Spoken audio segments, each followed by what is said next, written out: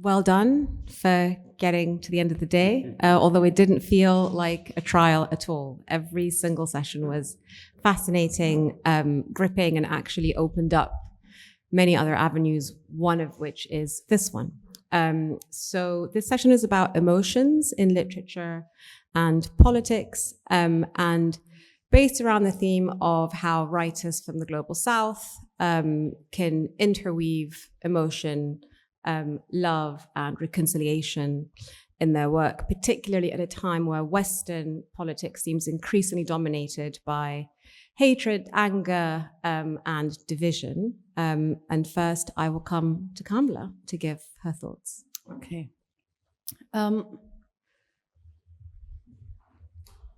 I want to start talking about Elena Ferrante, since we're in Italy. I will leave it to the audience to decide if the Neapolitan novels fall within the literature of the Global South or not. One of the things that I particularly love about those novels is how deeply concerned they are in the question of political culture. Again, it's not something we hear about too often. People talk about those novels as novels of a female friendship. But it was so clear to me when I read it that it is what happens when you live in societies with fascist violence, and how that violence gets into everything. It gets into the lives and friendships of girls. It gets into intimate relationships. It gets into familial relationships. The way that a political culture impacts everything and everyone. I think this is something that a lot of writers from the Global South have always known. In this weird way that we think of politics when it's breathing down our necks, and we don't think of politics when it's allowing us to breathe. But it is politics either way, and there's a political culture affecting everything either way. I've recently been reading a lot of contemporary fiction, most of it from Britain, sort of 50 or 60 writers, and most of them are writing within the 21st century. We know where we are in those novels, all those short stories, because of technology. We know where we are in time because of the iPhone, because of TikTok, because of the internet, because of email, and we can be quite precise. So there was a BlackBerry then. People were communicating by email then. Now it's social media. We do not know where we are in time because of a political culture. And this is so strange to me. My first novel, there's so many of us here, I think, quite a few who came into publishing around the same time. Naomi, you mentioned you and Zaidi were published the same year. My first book was out, I think, a year before that. Mohsin was around the same time. Pankaj's first novel, I think, around the same time as well. We would be very aware of how the political culture of Britain has really, really changed in the 21st century. Just a few things. We had the war on terror. We had the illegal war in Iraq. We had millions taken to the street. Think of what it meant to be of that generation who was hopeful when Tony Blair came to power, and then there was the war in Iraq. We had rendition and torture, the suspension of civil liberties, extraordinary levels of Islamophobia, years of austerity, which now mean that the sixth largest economy in the world, 1 in 3 school children there live in poverty. We've lived through Brexit. We lived through the shooting of Jo Cox. For those of you who don't know, Jo Cox was an MP, and in the run-up to the Brexit vote, she was shot dead. It was clearly a political assassination. The man who killed her was of the far right. Jo Cox was very much anti-Brexit. I remember the day it happened, or the moment I heard it, and this goes to that question of emotions and what our emotions tell us before our mind has even got there. I remember saying, I kept repeating to myself, it's here. It's here. And for a while, I didn't even know what I was talking about. I was talking about the fact that a year prior, a friend of mine was assassinated for political reasons in Karachi. And it's here was the bullet. It's here whose violence has now come in a way into Britain that is going to shift everything. The country is fundamentally very, very changed in its culture, in the way we relate to each other, in the way we speak, in the way we think. A writer like Ferrante, and many of the writers of the Global South, know that when you are writing about the individual, you are writing about how political culture impinges on everything. I'm going to say just one thing before I pass on to Juan Gabriel, and I would also like to mention that among the many novels that does political culture brilliantly, I say this repeatedly to him, his novel, The Sound of Things Falling, it's set in Colombia, in Bogota, in the mid-90s. It tells me so much about being young in Karachi at the same time, because of the way it deals with how violence gets into our lives and how the decisions of politicians get into our lives. But the one thing I want to say, because I think we might want to define a few things, there's the question that's raised there has to do with the crisis of Western democracies and what the Global South can, say about it. I think it might be interesting if we could figure out what that crisis of Western democracy is, as seen in Western democracies as opposed to seen in the Global South. I think a lot of Western democracies, or people I know within Western democracies, would tell you that the crisis is the rise of the right, the far right. And Trump is seen as a prime example, but we have instances all over Europe, including in Italy. If you were to ask most of the people, every single one of the people I know from what we term the Global South, they would say the crisis of Western democracy is that these liberal democracies for the last 20 months have given moral cover and in many ways, or in many instances, military and economic cover to a genocide.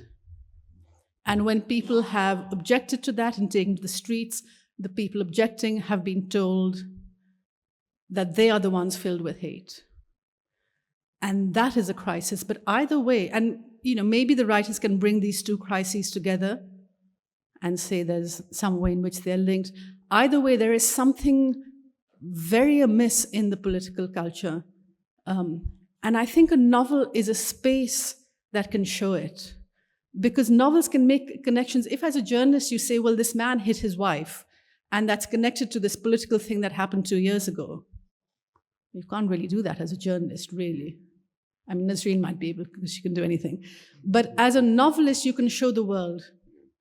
And you can show how one thing bleeds into another thing, bleeds into another thing, day by day, week by week, year by year.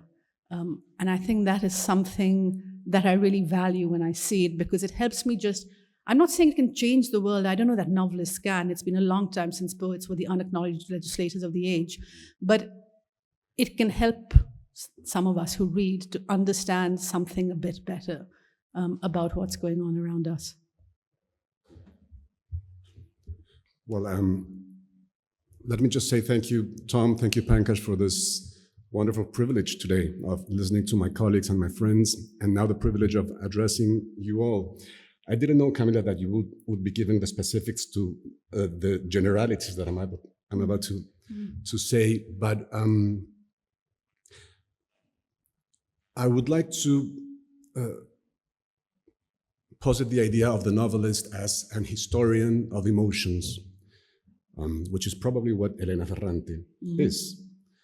The novel has been doing this. The novel is this space where we were able to fix and study and understand a certain area of what we are as human beings that is not easily measurable, that is not quantifiable, that has no real existence in the world, and so it can't be accounted for with factual writing. Nonetheless, it is terribly important and it changes lives. This emotional reality. This is one of the beautiful things novels have done, but it hasn't always been like this. Mario Vargas Llosa, writing about the heroes of the chivalric novels before Cervantes, says somewhere that their psychology was as complex as that of their horses, which I think is about right. But from a certain point in time, novels discover this place, this possibility of revealing the hidden lives of women and men, their contradictions, their ambiguities, their secrets and their secret desires, their demons and their ghosts, and they become dangerous because of this. They get accusations of immorality and of being damaging to readers, and they're censored and they're prohibited. There's a wonderful moment in a book by Madame de Staël, the French novelist who was exiled in Germany. She was expelled from France by Napoleon because, among other reasons, she wrote novels, and hugely successful novels. And so she had become powerful and influential and uncomfortable. And she says in this wonderful piece, I can't deny the fact that novels cause harm because they reveal too much about what we are. They reveal too much about human beings. And she says, and this I find beautiful and problematic. She says, you can't have a new feeling anymore without realizing immediately that you have just read about it in a novel. So this is what novels have been doing. This is one of the reasons we go to Dostoevsky and to Stendhal and to Virginia Woolf and to Jane Austen and George Eliot and Garcia Marquez and Mario Vargas Llosa and Toni Morrison. They open this place where our emotional world leaves a trace and we can examine it. But, and I'd like to end with this, it would be a mistake to think that I'm talking about the intimate lives of human beings only. In fiction, the personal is political, and there's a line to be traced between, I think, the birth of the modern novel and this achievement of the novel as an exploration of our emotional worlds and the best conquests of our democracies. There's a page in Testaments Betrayed by Milan Kundera in which he says that Western democracies are used to thinking about themselves as the inventors of human rights. But, says Kundera, for human rights to be invented, first we had to invent the notion of individual, recognize ourselves as individuals, recognize others as individuals. And this wouldn't have happened, says Kundera, without the art of the novel that teaches us to be curious about the lives of others and to accept truths that differ from our own. This is strangely similar to what Pope Francis says somewhere when he says that when he invites us to recognize the full humanity of others. This is what novels do. They invite us, as Ford Madox said, they invite us to know how others live their entire lives, the visible lives, but also the invisible lives. One of the great things that novels can do for us. Thank you. I'd like to dwell a little bit on the reason for the crisis, and related to that, the reason for that separation of politics and writing, or politics and literature in the West. One thing that strikes me as Britain, or a naturalized Britain now, is memory holding. This sense of constantly fleeing the scene of a crime and never looking back, right? Whether it's the financial crisis or the Iraq War or pandemic, there's a sense of constant momentum forwards and never quite lingering or litigating what just happened. And related to that, there is a sense that all of these things were not unique, preventable, decisions that were made. Not unique preventable crises. There were conscious decisions that were made. They're kind of presented like the weather, right? Austerity is a fact. If you're a grown-up, you have to do that. The war was a security necessity. What's happening in Gaza is because war is hell, and there was a trigger event to that. And I find that maybe that stymies that sense of reflection a little bit, because it's not presented ever in a way by people from the establishment as a profound emotional and psychological trauma. And I remember reading your book, Kamala, Best of Friends. No spoilers, but it's about two friends in Pakistan. And it was chilling to me as someone who grew up under military dictatorship in a completely different part of the world, how familiar that sense of ever-present stifling oppression and how it gets into your system. And the question I want to ask is, why does it feel to us at the time that there was something bad happening? How was that imparted to us? And then how did that bleed into literature and narrative as opposed to in other societies? I mean, I think the scale of it, partly. Yeah.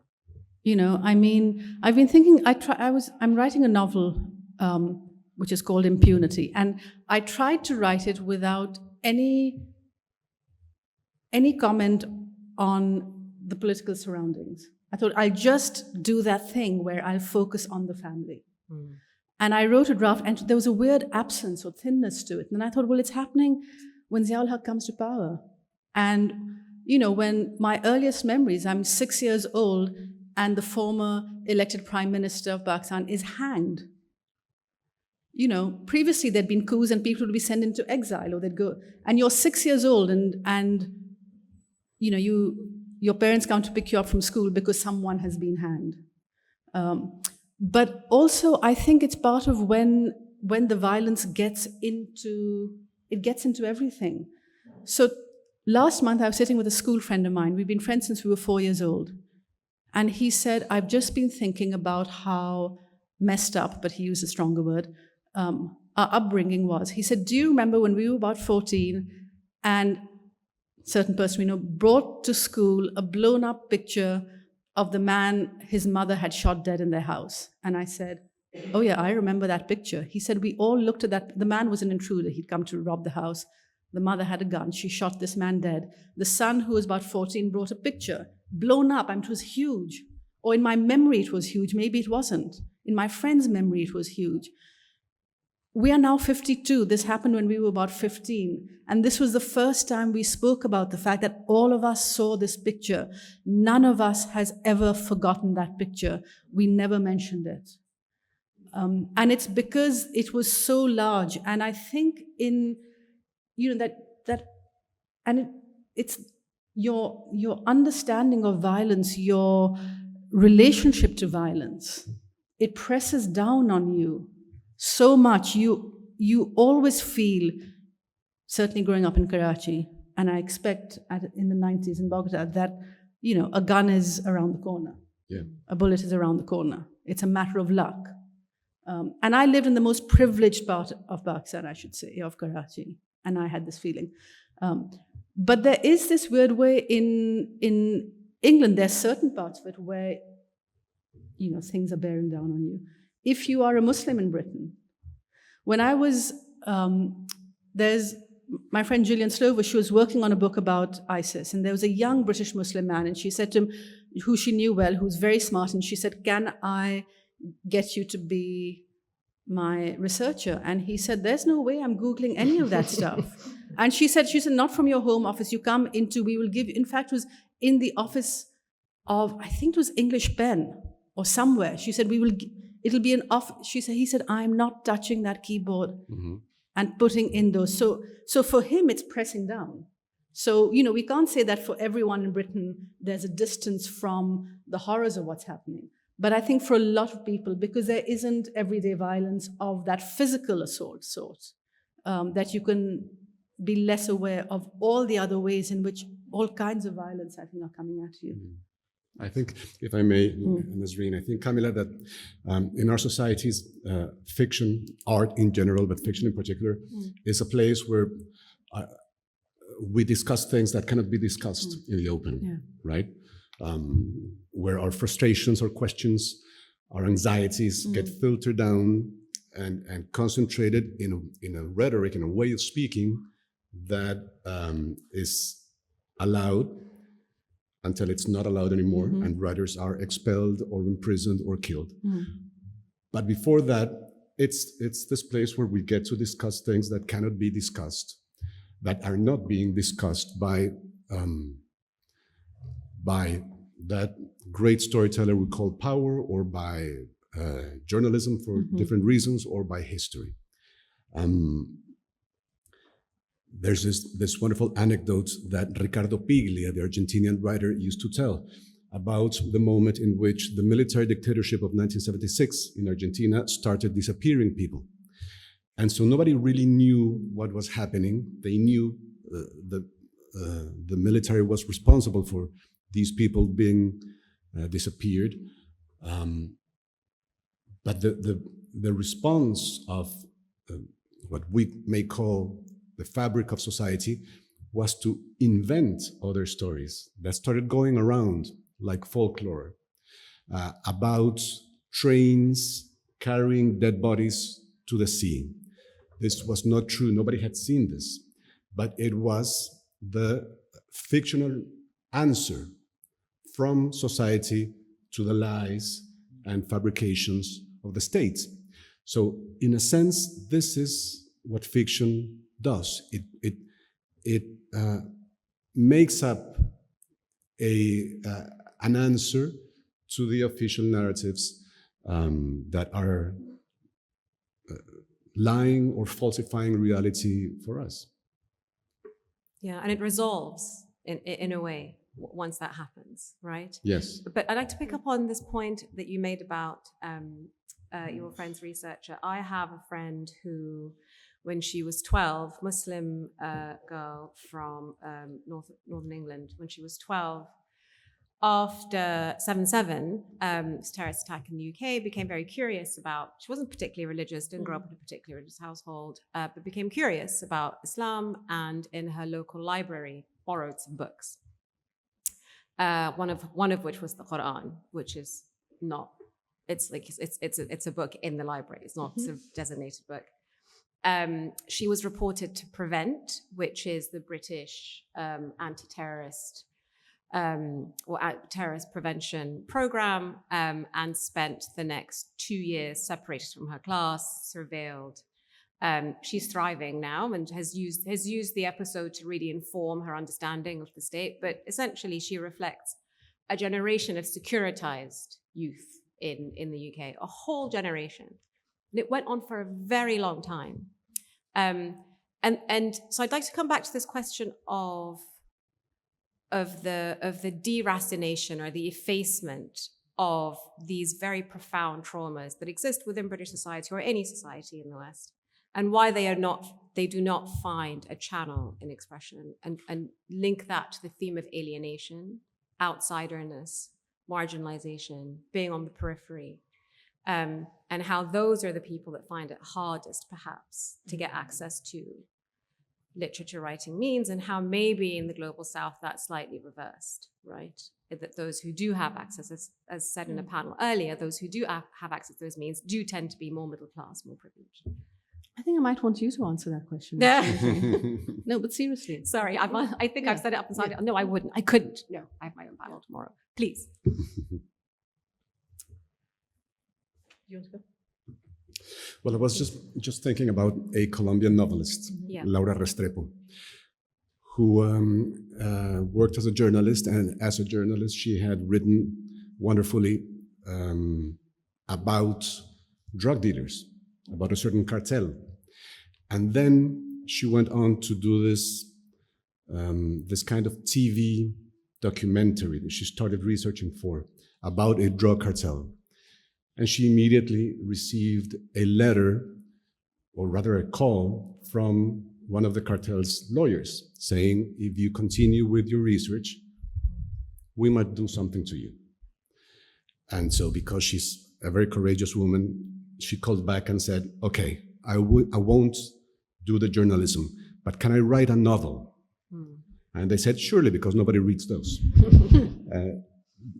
There is a sense in which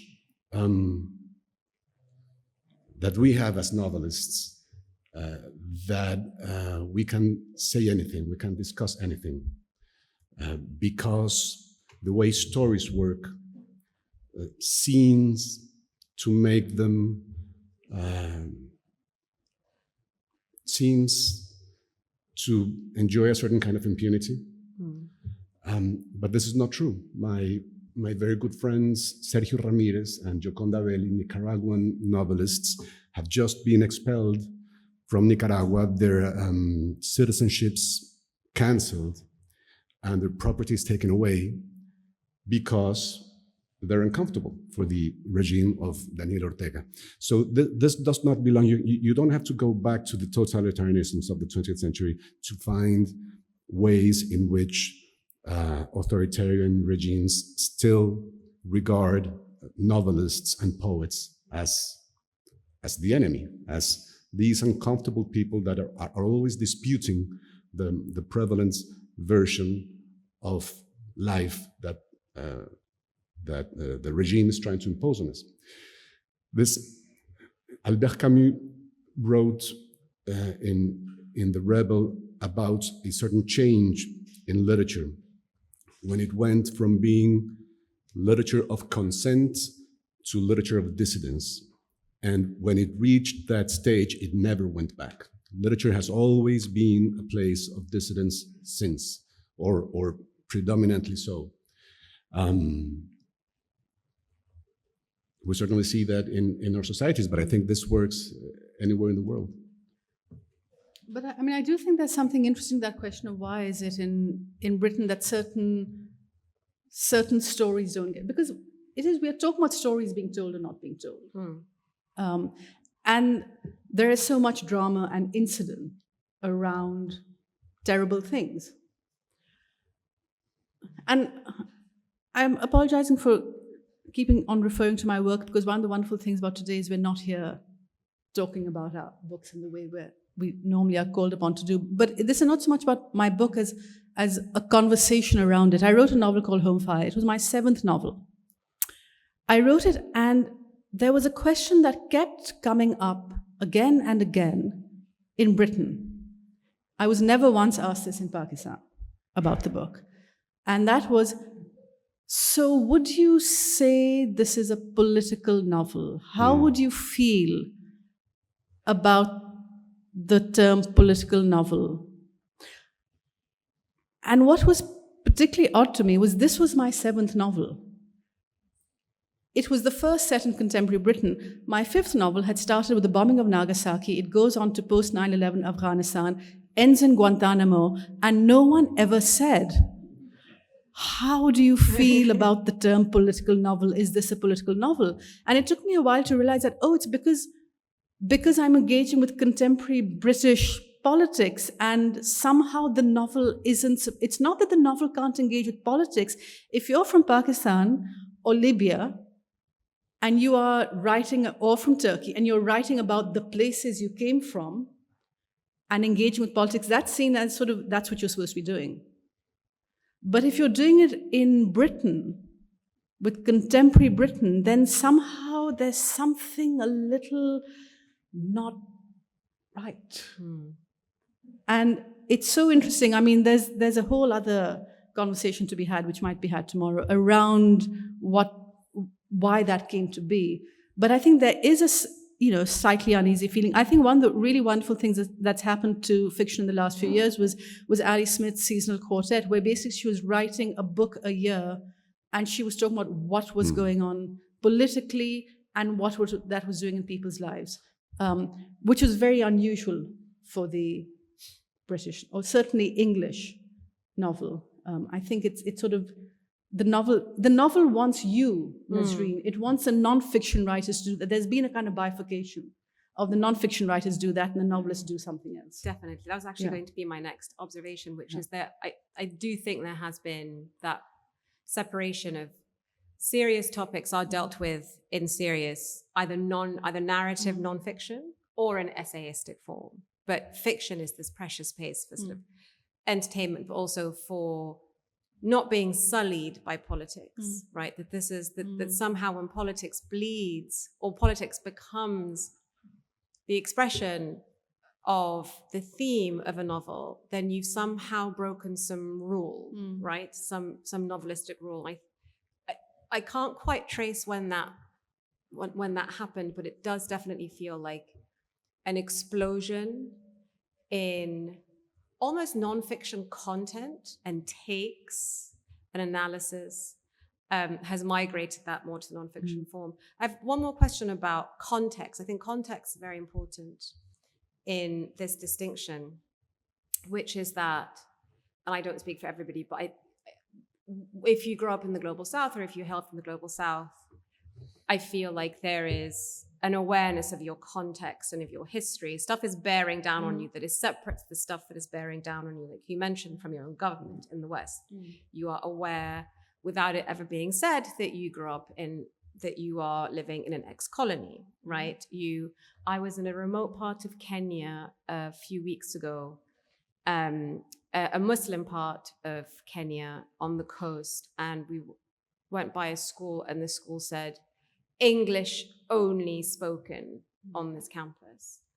Just a kind of very basic village school where settler colonialism had infiltrated so much that even at kind of the hinterland of Kenya, children were scolded for speaking Swahili in the playground. So you understand that you grow up under colonialism, imperialism, that has infiltrated education, has kind of reconfigured your caste system and your class system, etc.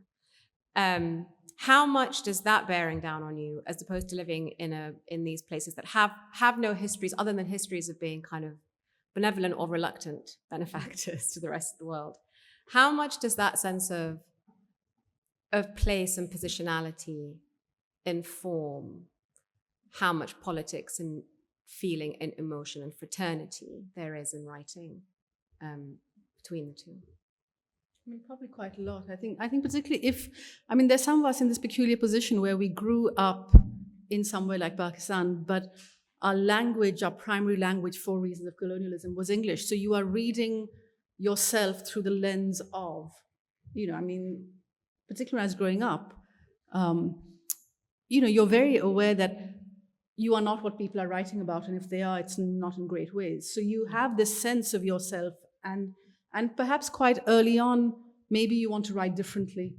I think that, for a lot of us, it's sort of, and it isn't a question of, I don't see myself in this story. It's more that an entire history seems not to be here. So I think that context is really important, because you have this sense of being on the margins, which is so weird, because it means that even while you're living in one place, you're perceiving of the center as somewhere else. Gabriel? Well, in the South American tradition, in the Latin American tradition, the great moment that defined literature in the 20th century, fiction, is what we call the Latin American boom. Mario Vargas Llosa, Gabriel García Márquez, Julio Cortázar, Carlos Fuentes, and the people they dragged from the shadows into the lights, Jorge Luis Borges, Juan Rulfo, etc. And one of the tasks they took upon themselves was a sort of rewriting of Latin American history, because they were aware at their time and place of how many lies had been told, how unreliable official narratives had been. And the wonderful thing is that they realized, these people, that fiction in their language was not useful for them at the time. So they had to go to the great modernist tradition, and Garcia Marquez fell in love with Virginia Woolf, and and Fuentes and Vargas Llosa were reading Faulkner. And with these tools, they refashioned the South American novel as a way of recovering a certain control of the narrative, so to speak, from the hands of other powerful narrators like the church, like the states, because dictatorships were all over the place when they were writing. There's this wonderful anecdote in which Garcia Marquez, as a young man, he's living in Paris. They don't have money to get newspapers even. So they open the windows. The Latin Americans were all living in the tall buildings in the Chambre de Bonne. And so they open the windows, and at some point, somebody shouts, "The man has fallen."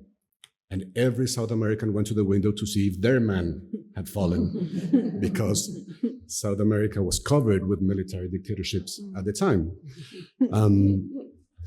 One of the things these novels did was constitute an alternative history. In Conversation in the Cathedral, one of Mario Vargas Llosa's great novels, the epigraph is a sentence by Balzac, who says, you have to have excavated in the whole of social life to be a true novelist, because novels are the private history of nations. I love that idea. There's also an emotional side to it. Novels being the private history of nations means also the places where emotions become political, where politics meets intimate lives. I think it's time for a Q&A. That went incredibly quickly.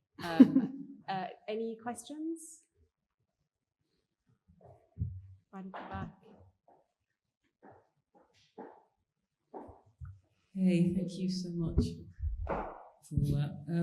I wanted to ask about, well, first just to say that I think both of you are historians of memory, which is a beautiful phrase. And those novels are so populated by people and time and space and politics in the sense of the sweep of that. But I think both of you are quite rare in that case. And I was interested in what Juan said about the form of the novel helping to create the concept of democracy from the 17th century onwards. But I think that, in a way, is part of the problem, because for a lot of people, as Nasreen was trying to point out, is exactly those democracies that are the great disappointment and the great failure. And so the novel is thought of as the alibi, like as the instrumental wing of those democracies. And I think that is why you sometimes get a lot of novels that have said no to this populated, and we'll just deal with, my very narrow personal experience. In response, it's actually kind of an aggressive statement, and you can understand it given the way these democracies are so have proven to be so corrupt and so disappointing for so many people. But the one thing I would say, when I think, Nasreen, I don't know if you meant to say, at one point you said that Britain, by contrast, has no history, is only a benevolent awe. And I think that's part of the problem. Like when I wrote The Fraud, it was to try and demonstrate that Britain does have history. And the silencing of the slavery part, the problem with that is not only that you don't hear about slavery, you don't hear about hundreds of years of working class movements, social movements, the struggle for enfranchisement of working people, and not only of the slaves, but of working British people themselves. When you think of Britain as just being a blank place, that is just an oppressor here and there and nothing else, you miss out half the story, which is a story of solidarity and struggle, a lot of it. But no one hears that either.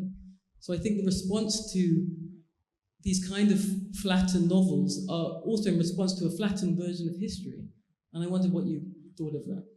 I mean, I think it's a really important point that literature has always also been part of the problem.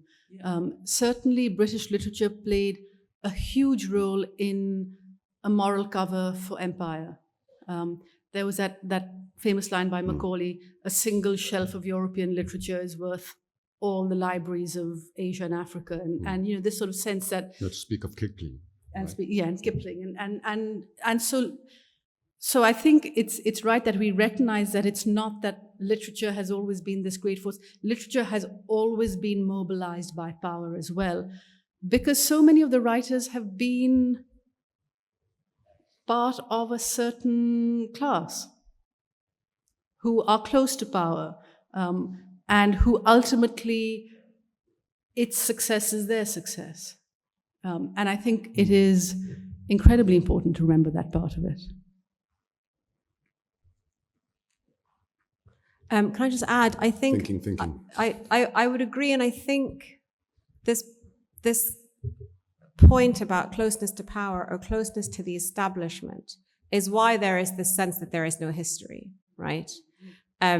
Because for history to bear down on you in a way that is meaningful, it has to be something that you connect to in ways that are related to a political orientation. You care about vulnerability, you care about solidarity, you care about suffrage. So you need to care about something, and that implies that you are not secure. And so this proximity of the narrative makers to the establishment creates this, as far as they're concerned, wonderful year zero all the time, right? Life always, they can pick and choose what they want to write about in this form, and you don't have that choice elsewhere, right? It's much more present. I would Any more just questions? like Yes, to add that I think you're right, Zaidi. I also think there's a difference I always like to keep in mind between novels and novelists. Novelists are human beings, and they can be close to power, and they can be as corrupt as the democracies they work in. But somehow, one of the magics of the language of fiction is that it manages to do something else, something different from what novelists are doing. In a sense, when a novel is genuinely working, it's almost always true that novels are smarter than novelists. They know more things. They're more tolerant, more open, more wise. They're wiser than the people who create them. And I think the same can be said of poetry. So novels have a mysterious way of going places where the frail human nature of their creators cannot go. Mainly because language in fiction works in very strange ways. I mean, I always remember the first line of Anna Karenina: all happy families are alike, unhappy families are each unhappy in their own way. And I always say there are not two people here that feel or revoke or think the same things when they read the word family, the word happy, or the word unhappy.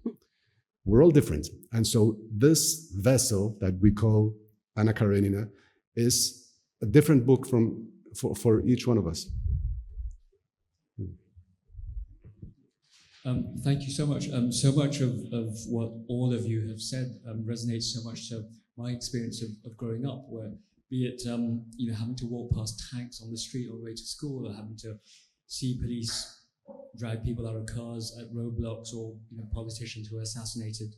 And so in that way, to describe normal everyday life is to describe politics. And then when I came to Britain to attend university, I had these very uncomfortable social interactions, and I was told at some point by some well-meaning person that there are two things that one must never talk about at the dinner table in Britain. One was taxes, and the other was politics. And I just wonder whether, both, I'd like to sort of ask all of you to sort of maybe dig a little bit deeper into why it is. Nesrine, you talk about the sort of slightly unwritten rule that good literature, certainly in the Anglo-American world now, requires an avoidance of politics. It's considered too heavy, it's too clunky, it's too clumsy. Where this comes from, is it just the fact that to talk about politics means to confess to a certain guilt, to a certain access of power to power, which is uncomfortable?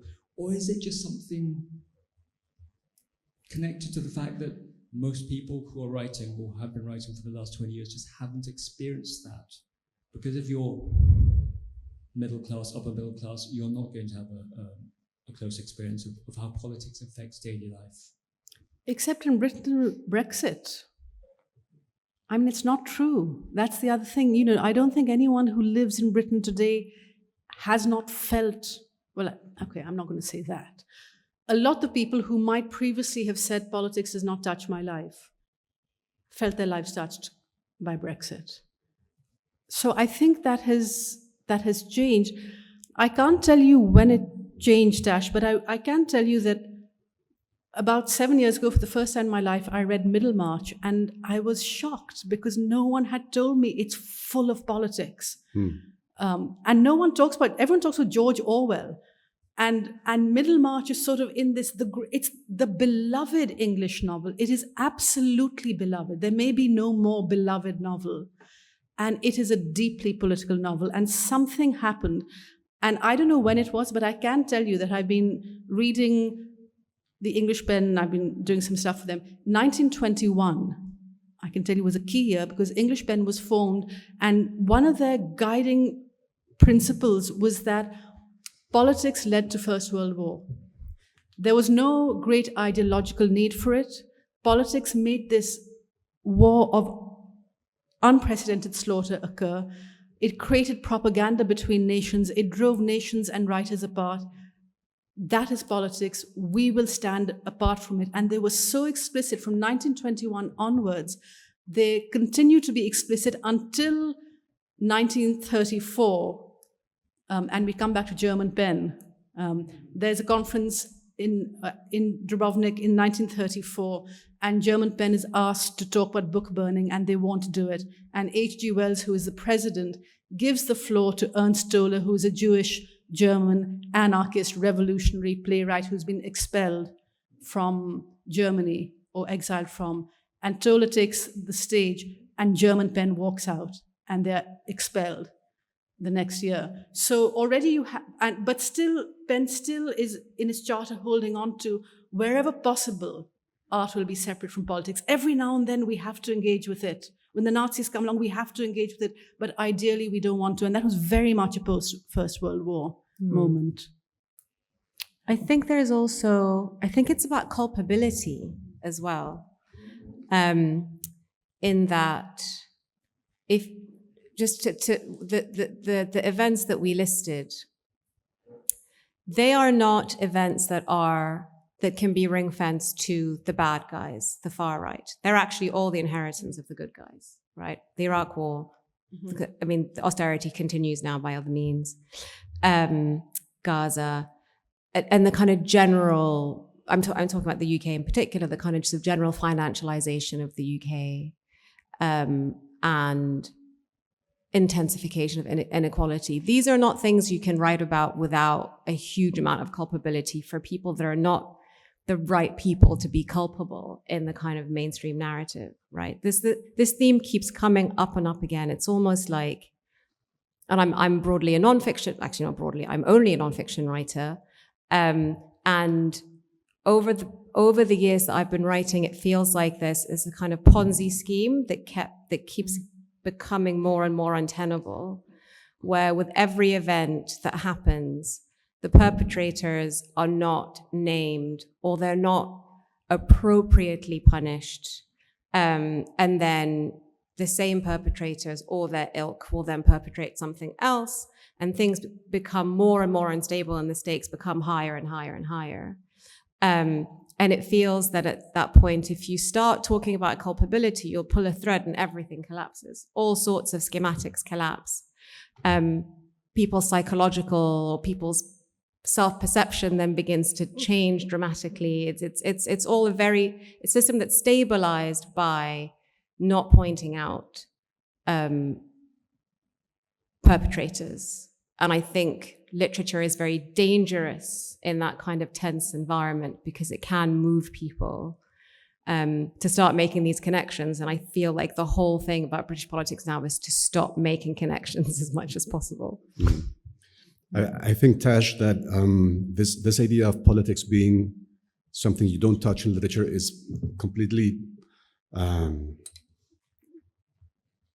exotic to Latin American literature. And there's this wonderful sentence in The Red and the Black. I think it's in both of Stendhal's great novels, The Red and Black and The Charterhouse of Parma. that says that politics in a work of literature is like a gunshot in a concert, something incredibly rude but impossible to ignore. We love gunshots in a concert in Latin American literature. So this is one of the great undertakings of our fiction has been just that, to such an extent that one of the great writers in the Spanish language, Jorge Luis Borges, spent his whole life defending against the accusation of living in an ivory tower because he didn't write about politics. So yeah.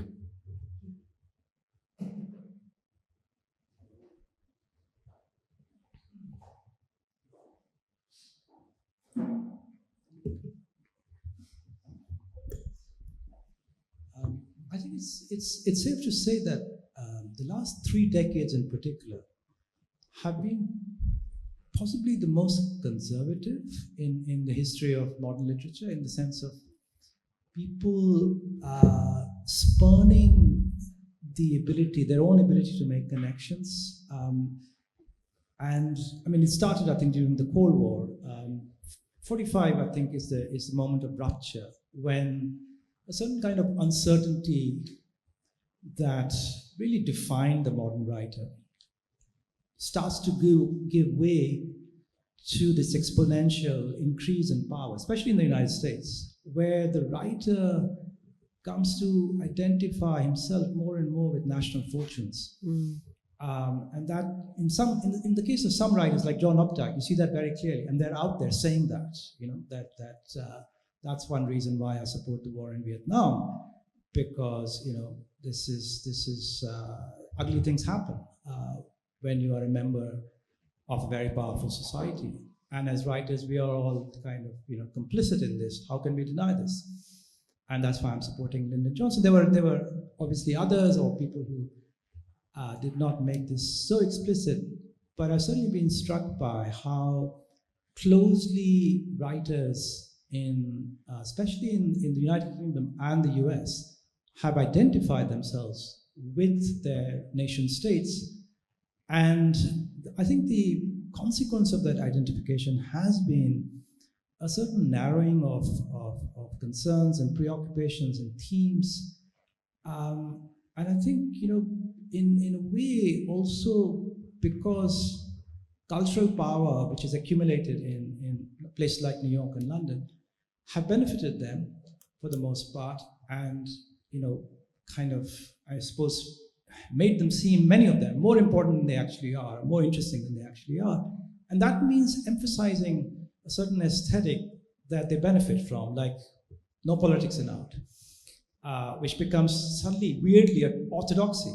I mean, much of the history of literature, as you're pointing out, is actually a direct repudiation of that belief. But nevertheless, that becomes an orthodoxy, and it's worth asking, when did this happen? How did this happen? But it only happened in one part of the world, and it's interesting to ask why.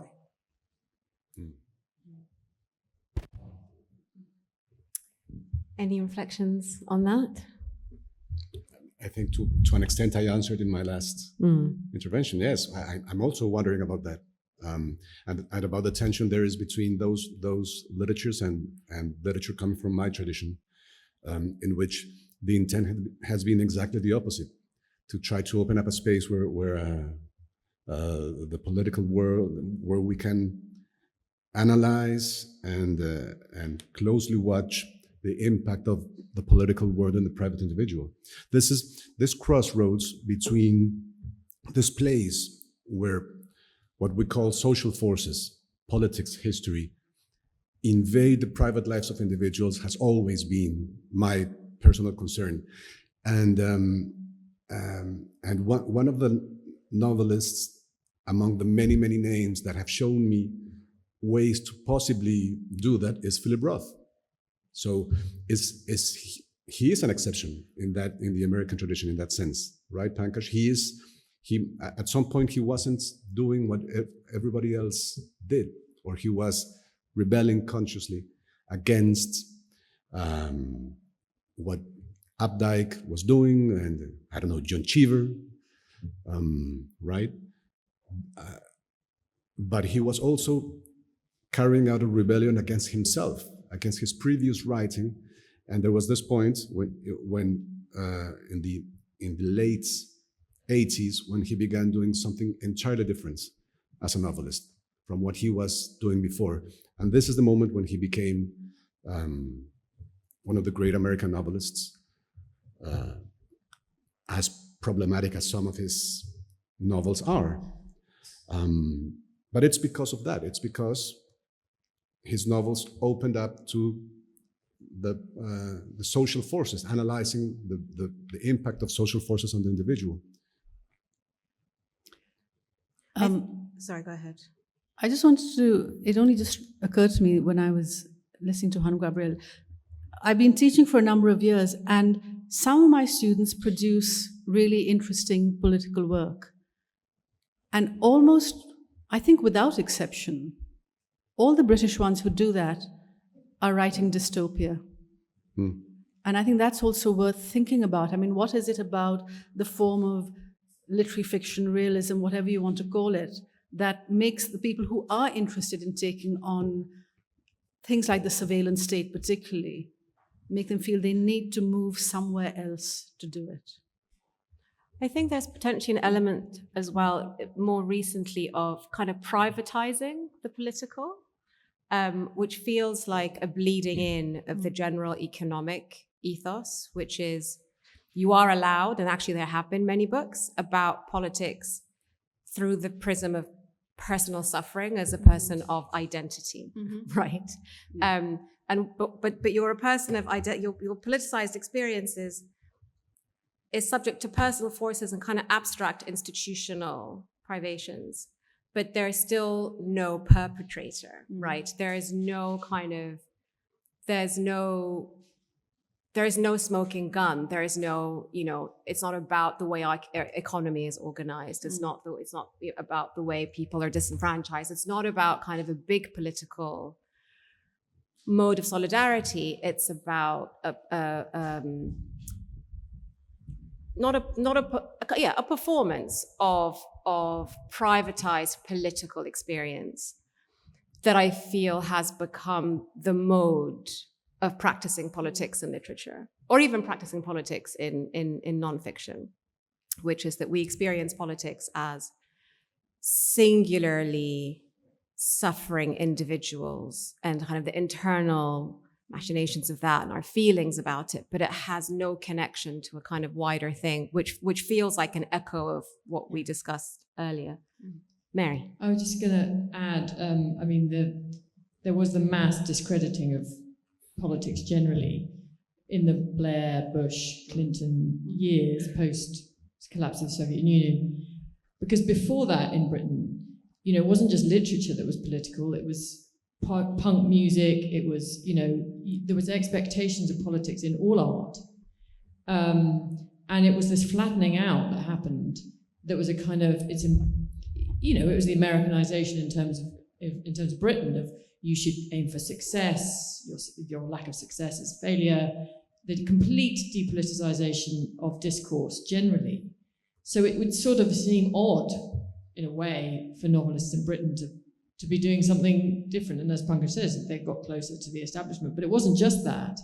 Even the avenues in which you could do it, the people winning the Booker Prize in the 70s and 80s were writing about empire, whether they were of Indian heritage, white, British, part of the so-called Commonwealth. And that really, over the last 30 years, just disappeared from our TVs, from our music, from all avenues of art. So it seems that literature would be no exception. That's a great place to end on. Thank you very much. We won't stand between you and drinks and dinner much longer. Thank you so much, Kamla. Thank you. Thank you very much.